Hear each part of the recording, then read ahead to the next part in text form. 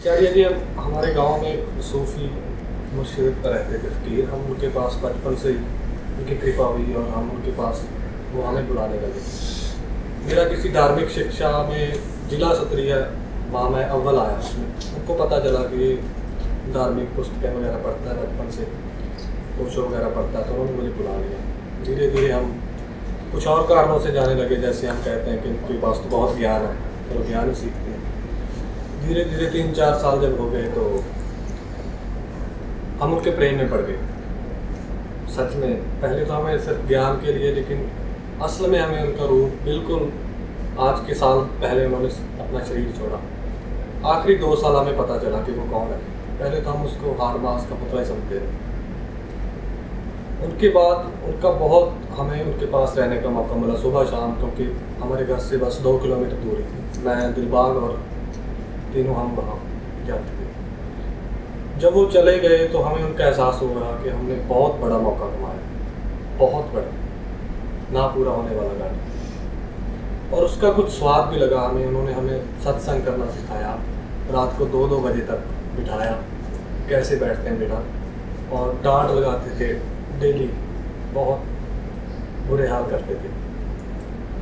और अब जब आपको सुनना शुरू किया तो अब पता चल रहा है कि वो क्या कहते थे, और भी साफ होकर। तो जैसे जैसे अभी लगता है कि ज़िंदगी संवर रही है, जो असली ज़िंदगी जिसको आप कहते हो वो कहते थे, उसका थोड़ा पता लग रहा है।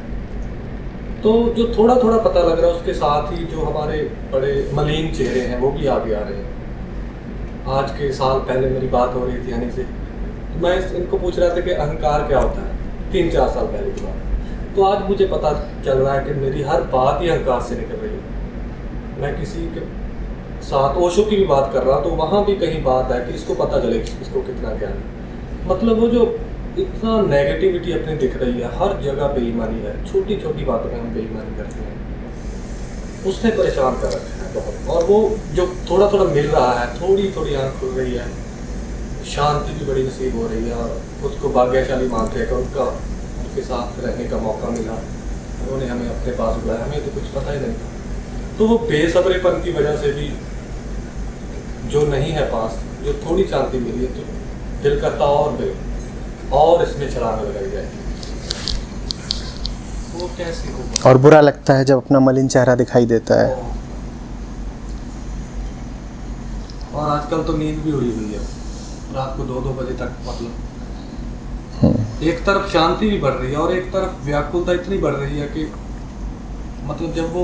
नाम क्या है बेटा? नाम क्या है तुम्हारा? जितेंद्र।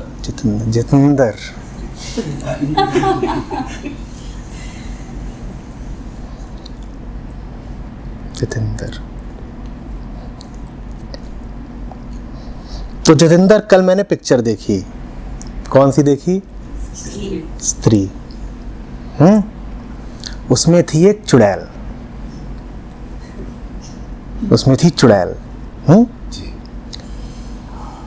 और एक गांव था जहां पे वो रात में आती थी और पुरुषों को उठा ले जाती थी।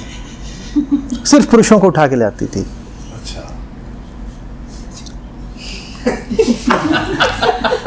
और सब उसमें जो पुरुष थे वो बड़े परेशान। और उन्हें पता था कि वो पुरुषों को ही उठा ले जाती है, तो रात में निकले तो साड़ी पहन के निकले, और हर घर के बाहर दिखाएं कि लिखा हुआ है ओ स्त्री कल आना। वो बड़ी तहजीब की चुड़ैल थी। उसको बता दो कल आना तो फिर वो अगले दिन आती थी।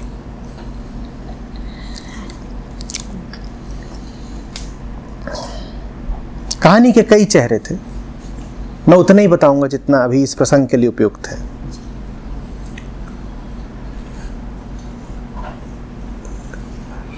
तो फिर योजना रची गई कि किस तरीके से इस चुड़ैल से मुक्ति पाई जाए। तो झाड़ फूंक वाले आए और ये हुआ वो हुआ। कहानी कई तलों पर थी, मैं उनको अभी स्पर्श नहीं कर रहा हूं।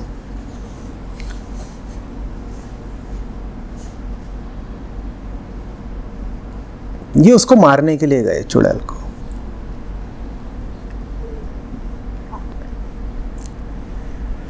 जिसे मारना था उसे एक खंजर दिया गया था,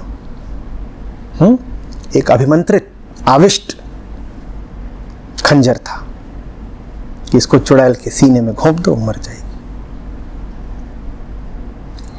बोलता है कि नहीं, जब चुड़ैल ठीक सामने आके खड़ी हो जाती है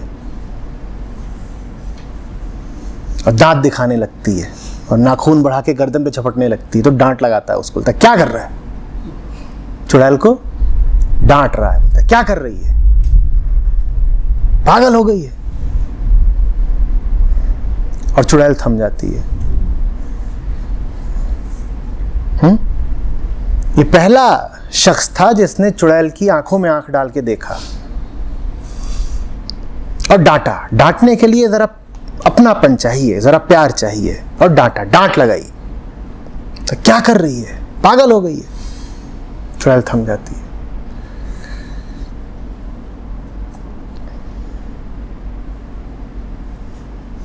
फिर राज खुलता है कि उस चुड़ैल को प्यार और सम्मान चाहिए था।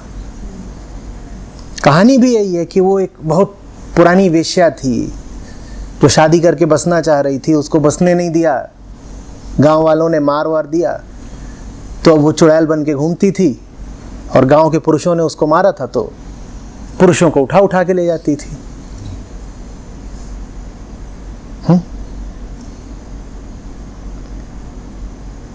और जब पता चला गांव वालों को कि ये तो प्यार की प्यासी है, तो उन्होंने फिर अपने घरों के आगे लिखना शुरू कर दिया, ओ स्त्री रक्षा करना। उसी चुड़ैल से बोल रहे हैं तू हमारी रक्षा कर, और वो रक्षा फिर कर भी रही है। कहानी है, पर इशारा समझो।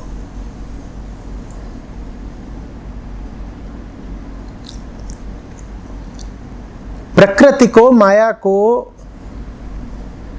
अध्यात्म में सदा स्त्री रूप में इंगित किया गया है। माया है, अविद्या है, प्रकृति है, और पुरुष को उठा ले जाती है। प्रकृति किसको बस में कर लेती है? पुरुष को, जैसे पिक्चर में हो रहा था कि वो पुरुषों को उठा ले जाती थी। और पुरुष फिर उससे बचने के लिए क्या यत्न करता है? वो कहता है घिनौनी चीज है, घटिया चीज है, इसको मारो।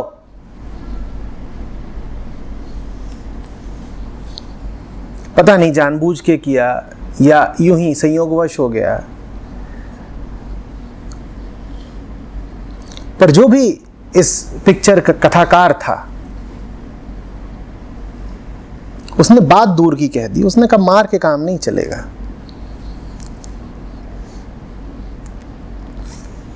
तुम्हें देखना पड़ेगा कि ये चुड़ैल चाहती क्या है। और बाद में राज खुलता है कि जितने पुरुषों को ले गई थी, मारा किसी को नहीं था, उन सबको नंगा करके कमरे में बंद कर दिया था।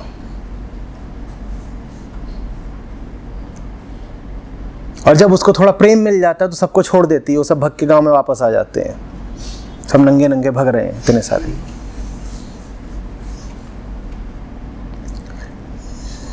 ये जिसके प्रति तुम्हारे भीतर रोष है, विद्वेष है, वो चाहती क्या है? तुम तो अपने ही प्रति अस्वीकार से भर जाओगे अगर कहोगे कि मैं देखता हूं कि मैं संतों की बात करता हूं तो उसमें भी अहंकार है। मैं देखता हूं कि अगर मैं अध्यात्म की ओर बढ़ता हूं तो वहां भी अहंकार है। मेरी छोटी से छोटी बात में मलिनता है। वो मलिनता क्यों है? उससे बात करो, उसकी आंख में आंख डाल के देखो, उससे पूछो तू चाहती क्या है? भीतर जो तड़प है उसका सबब क्या है? ये कहने से काम नहीं चलेगा कि अब मुझे दिखाई दे रहा है कि चारों तरफ तड़प ही तड़प है और मैं झूठा हूं और भ्रम में हूं। ये झूठ चाहता क्या है? ये झूठ सच को चाहता है। ये तड़प मिटना चाहती है, ये प्यास बुझना चाहती है। उससे लड़के नहीं जीत पाओगे। घायल को घायल करके क्या पाओगे? एक घाव है अहंकार, उस पर और छुरा चलाओगे? या मलहम लगाओगे? तो पूछे अपने आप से कि मैं चाहता क्या हूं। तो चाहते हो उसको पाओ, अन्यथा छिद्रान्वेषण का कोई अंत नहीं है। तुम्हें मीन मेख निकालनी है, अपने आप में खोट निकालनी है, निकाल लो। और ये कोई प्रगति की बात नहीं होती। एक आदमी होता है जो संसार के प्रति दोष दृष्टि रखता है, उसे हम आम संसारी कहते हैं। देखते हो ना लोगों को दुनिया से कितनी शिकायत रहती है, वो बुरा, वो बुरा, वो बुरा, वो बुरा। और जो लोग अध्यात्म में जरा तरक्की कर जाते हैं, वो वैसी ही दोष दृष्टि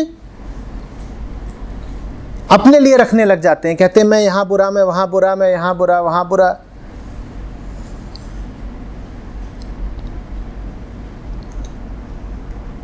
एक सज्जन थे, उन्हें यही गाने से फुर्सत न मिले, बुरा जो देखन मैं चला बुरा न को, जो मन देखा अपना मुझसे बुरा न को।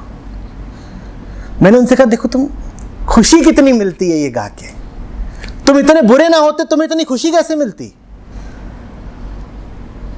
तुम ये थोड़ी बोल रहे हो मैं बुरा हूं, तुम तो अपनी बुराई भी गा गा के फूल रहे हो, गर्वित हो रहे हो कि कबीर साहब के बाद मैं ही दूसरा हुआ हूं जिसने अपनी बुराई देखी है। ये कबीर साहब थे जिन्होंने देखा था कि मुझसे बुरा न कोई, और दूसरा मैं हूं जिसने देखा है मुझसे बुरा न कोई। अरे एक तरफ तो तुम कहते हो कि मैं ही सत्य, मैं ही परमात्मा, मुझ में ही राम, मुझ में ही कृष्ण, और दूसरी तरफ बताते हो कि मुझसे बुरा ना कोई। तो तुम चुन लो फिर।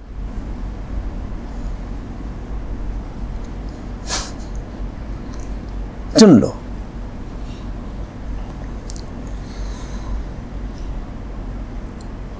ये जिसको तुम बुराई कहते हो उसे अपूर्णता मात्र कहो, वो पूर्णता की तरफ अग्रसर है, उसकी मदद करो।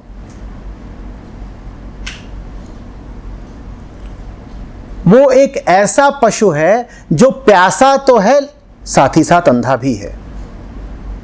उसे पानी तो चाहिए पर वो देख नहीं सकता कि पानी कहां है, उसकी मदद करो। बात समझ रहे हो? उसे प्यास का तो पता है पर पानी का नहीं। अहंकार उसका नाम है, जिसे प्यास का पता हो पर पानी का नहीं, उसकी मदद करो ना। वृत्ति अंधी होती है, उसकी मदद के लिए तुम्हारे पास बुद्धि है, विवेक है, उनका प्रयोग करो। देखो कि तुम्हारा एक एक संवेग, एक एक धड़कन तुम्हारी चाह क्या रही है, और उसको पाने में अपने सहभागी बनो, अपने मित्र बनो। अपने ही ऊपर और दोष लगा लगा के आगे नहीं बढ़ पाओगे। और ये बात मैं तुमसे कह रहा हूं। बहुत दूसरे लोग भी होते हैं जो सवाल पूछते हैं, उनसे मैं कहता हूं तुम पहले अपने दोष देखो, अपनी खोट निकालो। उत्तर अलग अलग होंगे क्योंकि प्रश्नकर्ता अलग अलग हैं। प्रश्न एक है, प्रश्नकर्ता अलग अलग हैं। तुम जहां बैठे हो तुम्हें आवश्यकता नहीं कि तुम और अभी खोट निकालो, गलतियां ढूंढो। कुछ लोग होते हैं जिनको अभी बहुत जरूरत होती है कि सबसे पहले वो अपने आप को देखें और अपनी हजार दोष और विकार देखें। तुम छोड़ो, तुम्हें उस उपाय की आवश्यकता नहीं है, तुम्हें कुछ और चाहिए। प्यास से तुम अवगत हो चुके हो, पानी की ओर बढ़ो, और कोई तरीका नहीं है। ये कोई बात हुई, प्यास लगी है और प्यास को गरिया रहे हो, प्यास बहुत लगती है, गला पूरा सूख गया है। अब गला सूख गया है और इतनी गाली गलौज करोगे तो गला और सूखेगा भाई। इतनी ऊर्जा अपने को परेशान करने में लगाने की जगह पानी खोजने में लगा दो। अब प्यास तो है, जब तक शरीर है तुम्हारा तब तक प्यास तो है। उस तथ्य से कैसे इनकार कर दोगे? तो मान लो कि है, हाँ स्वीकारा, तू है। और इस पर मैं बहुत जोर देता हूं, एक्नॉलेजमेंट। मेरे लिए स्वीकार का अर्थ एक्सेप्टेंस नहीं होता, एक्नॉलेजमेंट होता है। एक्सेप्टेंस तो बड़ा गड़बड़ शब्द हो जाता है।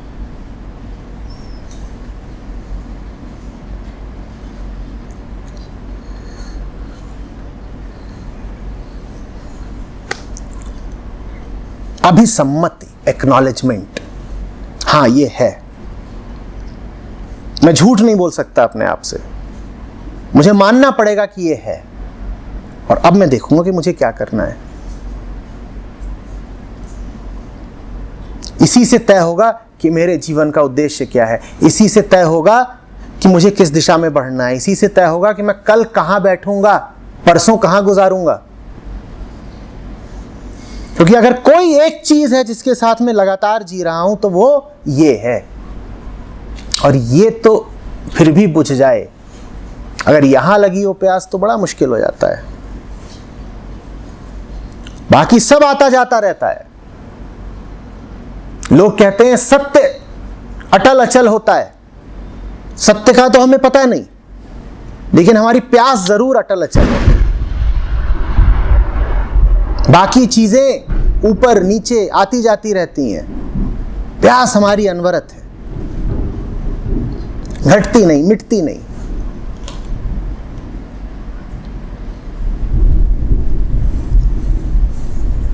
और इसी से हमें प्रमाण भी मिलता है कि जिसकी प्यास इतनी निरंतर है, अचल है, अटूट है, अविरल है, वो खुद कितना निरंतर और अविरल होगा। जिसकी प्यास तक नहीं मिट सकती वो खुद कितना अमिट होगा। ढूंढ लो उसको भाई।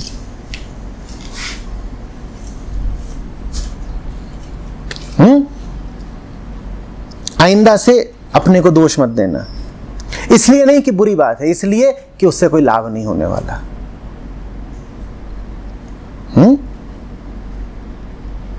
लेकिन मुझे लगता है कि ये जो बेसब्रापन है, जो जैसे मैंने कहा कि थोड़ा थोड़ा कुछ लग रहा है कि हाँ यही सच्चा मार्ग था, और पता नहीं कैसे भूल से ही सन्निधि मिल गया, तो इसके अलावा कहीं कुछ नहीं है।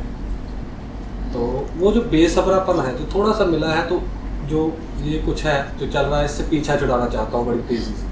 तो ये बेसब्रापन है, जैसे मुझे लगता है कि यही मुझे और अशांत। दोनों चीजें चाहिए होती हैं, मुमुक्षा भी विवेक भी। जिसे तुम बेसब्रापन बोल रहे हो उसको शास्त्रीय तौर पे कहा जाता है मुमुक्षा। जैसे पंछी बंद हो पिंजड़े में और फड़फड़ाता हो कि उड़ जाना है, ये कहलाती है मुमुक्षा। मुक्ति दो, मुक्ति दो, मुक्ति दो। लेकिन उस मुमुक्षा के साथ चाहिए विवेक। नहीं तो फड़फड़ाने से इतना ही होगा कि पंख टूट जाएंगे। पिंजड़े में पंछी हो और बेसाख्ता फड़फड़ाता हो तो पंख तोड़वा लेगा। जवान हो, ऊर्जा का समुचित उपयोग करो।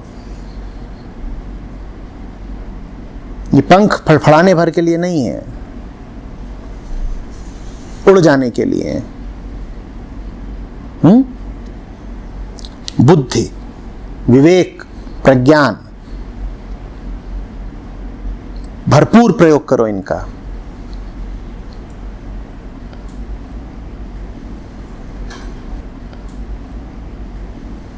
अध्यात्म का मतलब बुद्धि को परे रख देना नहीं होता। अध्यात्म का अर्थ होता है बुद्धि को सही उद्देश्य के पीछे उपयुक्त करना।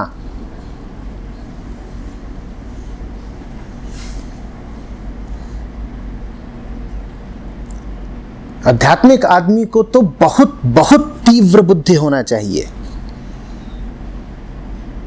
तीक्ष्ण उसकी प्रज्ञा होनी चाहिए। एक तरीके से कहूं तो उसे बहुत हिसाबी किताबी होना चाहिए।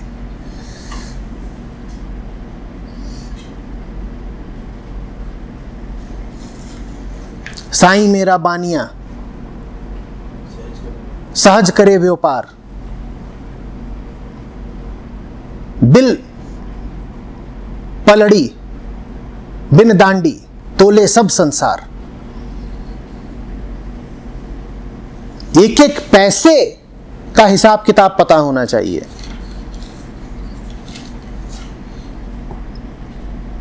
ये ताकत है तुम्हारी, इसका उपयोग करो। यही उस अंधे पशु को रास्ता दिखाएगी। अंधे पशु के पास प्यास भर है,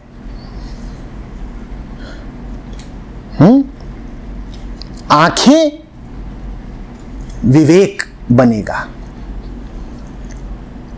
तो हमने कहा प्यास माने मुमुक्षा, और मुमुक्षा बहुत जरूरी है। मुमुक्षा भर से नहीं चलता। जिनके पास मुमुक्षा भर होती है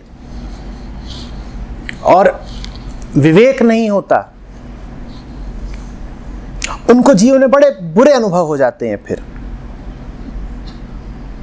और बहुत समय तक उनको यही लगेगा कि हमें तो मुक्ति की गहन प्यास थी, हमें आजादी क्यों नहीं मिली। तुम्हें आजादी इसलिए नहीं मिली क्योंकि सिर्फ चाहने से नहीं मिल जाती।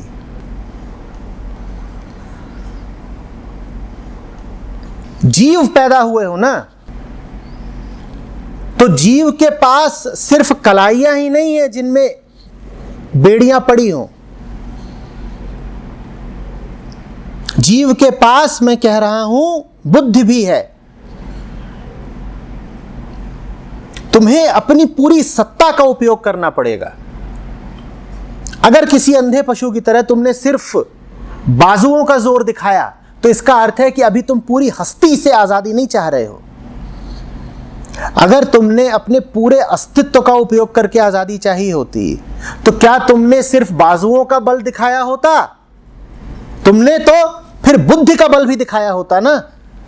जीव के पास अगर बाजू हैं तो बुद्धि भी तो है जी। और तुमने कहा नहीं, मुझ में तड़प है, मुझे उड़ जाना है। तुम बल किसका दिखाते रह गए? बाजू का। बुद्धि का उपयोग क्यों नहीं किया? उसको किस दिन के लिए बचा के रखा है? बोलो, वो किस काम आएगी? या उसका काम बस यही है कि जब किसी की चाकरी करो, किसी दुकान में बैठो, तब नफा नुकसान तो लो। तुम बड़े बैंक में काम कर रहे हो, वहां तुमको करोड़ों का लेन देन देखना पड़ता है, कंपनियों की बैलेंस शीट देखनी पड़ती है। यही भर है तुम्हारी बुद्धि का उपयोग। और वही बुद्धि अपनी मुक्ति के लिए किसी काम नहीं आ रही, इसलिए मिली थी बुद्धि कि उससे ये तो निकाल लो कि 5 रुपया कैसे बचाना है, पर यह उपाय ना निकाल पाओ कि प्यास कैसे बुझानी है। पर यह बड़े खेद की बात है कि अध्यात्म में मुमुक्षा को तो बहुत ऊंचा स्थान दे दिया गया है, बुद्धि बल को जरा कम।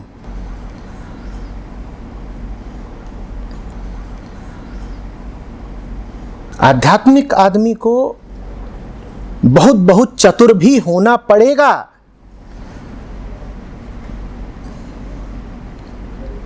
माया की चतुराइयां देखो और उसके सामने तुम भोंदू बने खड़े हो, और उसके बाद तुमको अफसोस है और शिकायत है कि जीवन ने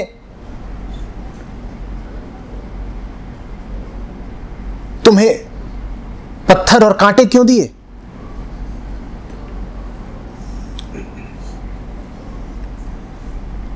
यह ऐसी सी बात है कि तुम्हारे पास गदा हो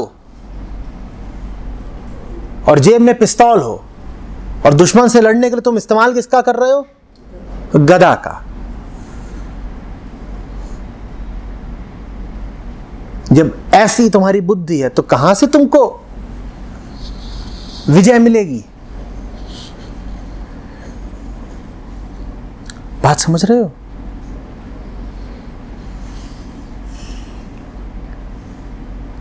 इसी श्रृंखला में एक तीसरी चीज भी जोड़ना चाहूंगा, चूंकि अब कह ही दिया है कि मुमुक्षा भर से नहीं होता, विवेक भी चाहिए होता है, उसी में एक तीसरी चीज भी मैं जोड़ूंगा, वो है ऊर्जा।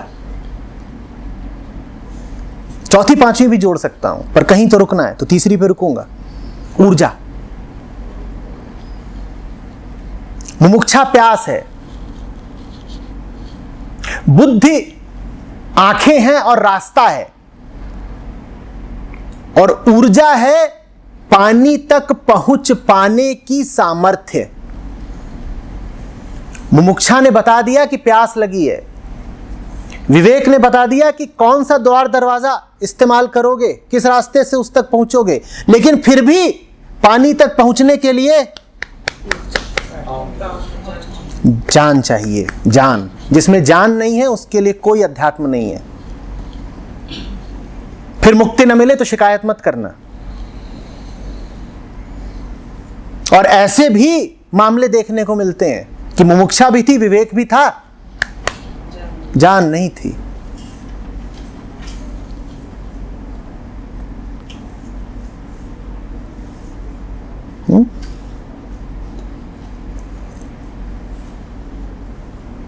जान के बारे में थोड़ा सा और विस्तार में। जान, तमसा नहीं होनी चाहिए। ले दे करके ये लड़ाई बहुत कुछ शारीरिक तल पर भी लड़ी जाती है।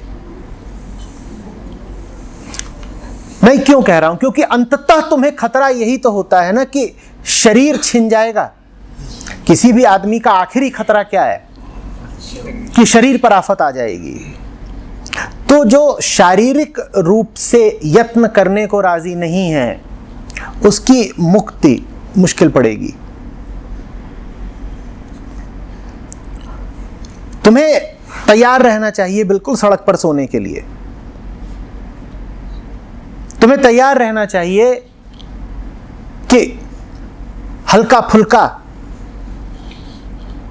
ही खाने को मिला, फाका भी हो गया तो भी जी जाएंगे। उसके बाद सोने का पिंजड़ा भी लुभा नहीं सकता तुमको।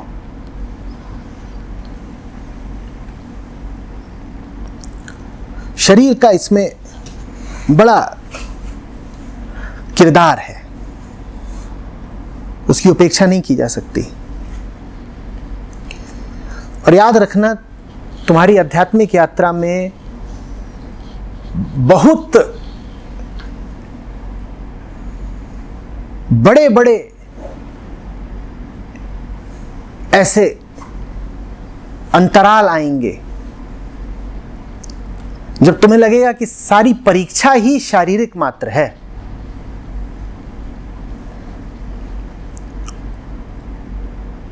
कुछ भी करना चाहते हो, जीव हो अगर, तो होता तो वो शरीर के माध्यम से ही है ना। कोई लेख भी लिख रहे हो तो वो शारीरिक क्रिया करके ही तो लिखोगे। अभी मैं अगर तुमसे बात भी कर रहा हूं तो उसके लिए एक सुदृढ़ शरीर तो चाहिए ना। कितने ही लोग हुए हैं जिनके पास अवसर था कि मुझसे आकर के मिल ले, हाथ खड़ा कर देते, हमारा शरीर साथ नहीं दे रहा।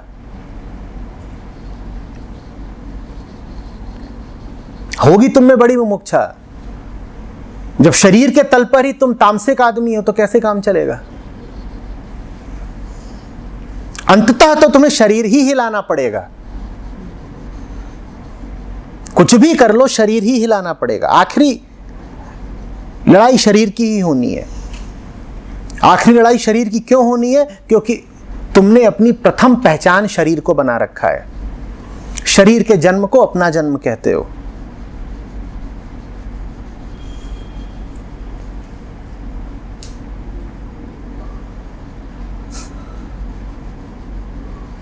मजेदार है ना? हर तरह की मजबूती चाहिए। ये नहीं कि एक ही दिशा में तरक्की करने से काम चल जाएगा। मुमुक्षा भी चाहिए, विवेक भी चाहिए और ऊर्जा भी चाहिए, शक्ति।